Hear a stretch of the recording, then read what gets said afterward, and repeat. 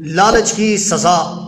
ایک غریب آدمی کے مکان کی چھت ٹوٹ گئی تھی اور وہ اس پر گھاس پھونس بچھا رہا تھا کہ اتفاق سے ایک سخی امیر بھی ادھر آ نکلا اور کہا، بھلے آدمی، اس گھاس پھونس سے بارش کیا روکے گی؟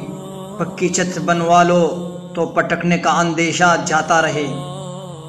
غریب نے جواب دیا، جناب، آپ کا فرمانا تو بے شک بجا ہے اور میں بھی جانتا ہوں، مگر حضور، میرے پاس پکی چھت بنوانے کے لیے دام کہا ہے؟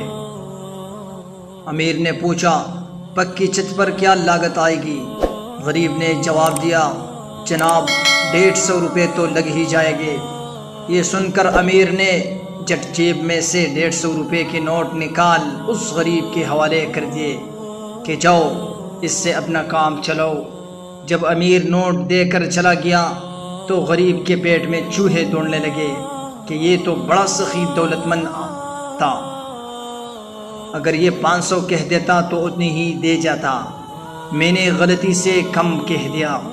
یہ سوچ کر وہ امیر کے مکان پر پہنچا اور کہنے لگا، جناب، میں نے اندازے میں غلطی کی تھی، چھت پر 500 روپے خرچ آئے گی۔ امیر نے کہا، وہ 150 کہا ہے۔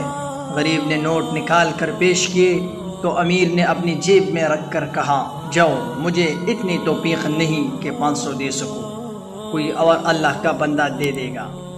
غریب بہت گھبرایا مگر امیر نے ایک نہ سنی، آخر بچتا تھا اور یہ کہتا ہوا گھر کو پلٹ آیا کہ امیر کی کوئی خطا نہیں، یہ میری ہی لالچ کی سزا ہے۔